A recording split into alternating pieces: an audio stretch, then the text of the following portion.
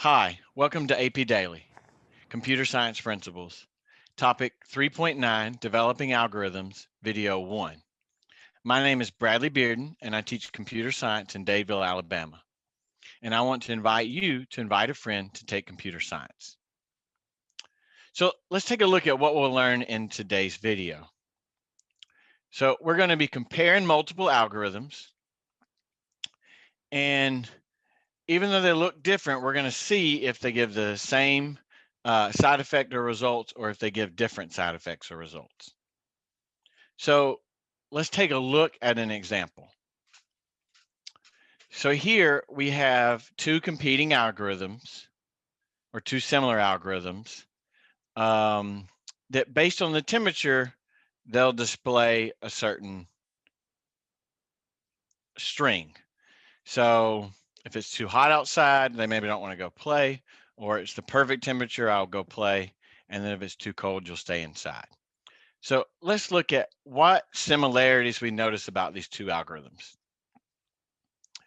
You'll notice the Boolean expressions are the same for both.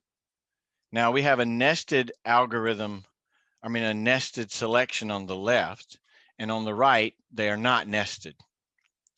So the question is, with those Boolean expressions the same, are the results going to be the same? So let's just imagine that the temperature was 54. So on the left algorithm, if the temperature is 54, that's false. So we will not display the first. And the same thing is true on the second. Now, since 54 is not bigger than 65 on the left algorithm, that's false. We'll skip and execute the very last display. And you notice on the right-hand side, we'll skip there and we'll execute the last as well. The last string is too cold outside. So when it's 54, both of them are the same. But what happens if we assign 95? So on the left algorithm, since 95 is greater than 90, that's true. But one of the key things I want to point out is that you skip the else completely, since that part was true. If you need to review how to work conditionals, you can look back at topic 3.6. And then, so we're going to display it's too hot outside, and that's it. Now on the right-hand algorithm, we'll also display it's too hot outside.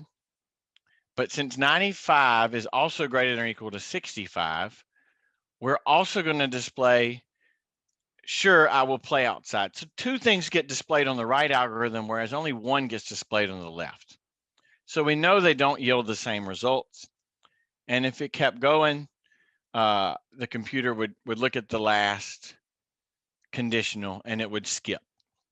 So we can tell by looking at these algorithms that they are not going to behave the same, even though they look the same.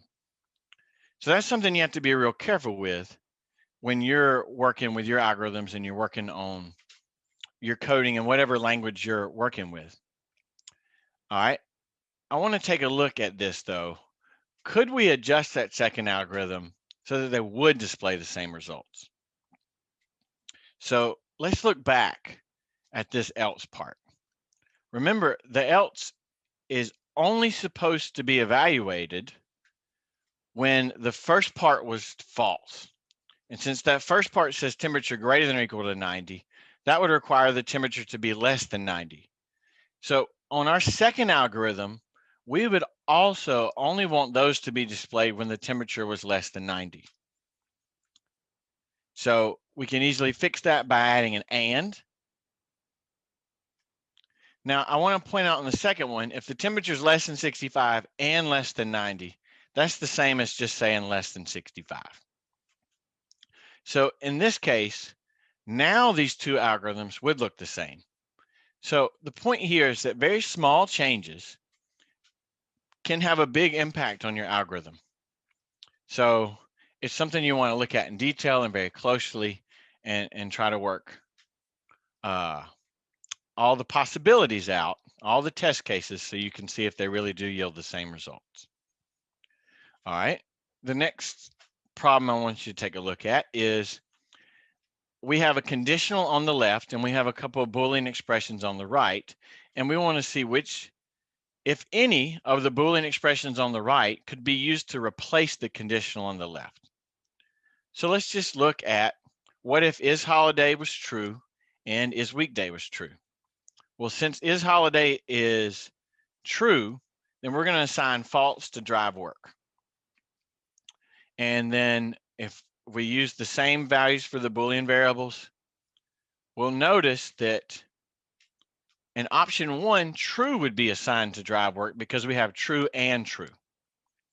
But in option 2, remember that not true would evaluate to false, and false and true would evaluate to false. So option 2 might work, but option 1 has to be out because it did not assign false to drive work.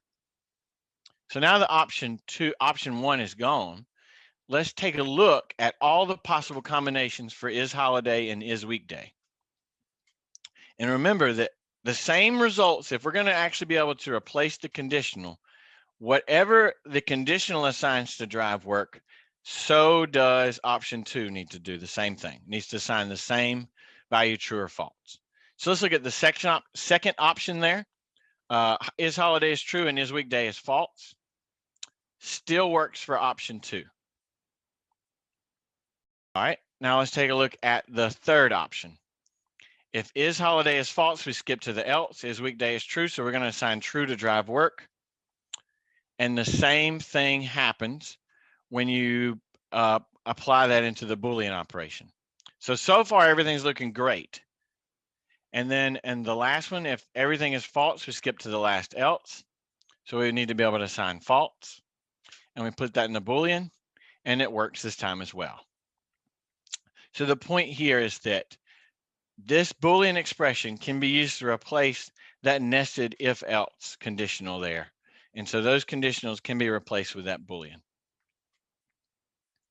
They are interchangeable. All right, so let's practice on our own. You have two competing algorithms here working to sum up the numbers from 1 to 9. And I want to know which algorithms work as intended. So I want you to pause your video, work through it, and see which of the two algorithms will, or which, if any of them, will sum up the numbers, odd numbers from 1 to 9. You may pause your video now. How do we do? Well, let's take a look. When we start out initializing the variables on the left, sum is 1, counter is 3. We've had no iterations yet. Remember, we're going to have to repeat this 4 times. So as we go through, we sum up sum plus counter, and then counter increments by 2. And now we've done 1 iteration, and we can look at what would happen on the second iteration, on the third iteration, and on the fourth iteration. And so you see that the sum does work. It does sum up the numbers from 1 to 9, the odd numbers. So now let's take a look on the right.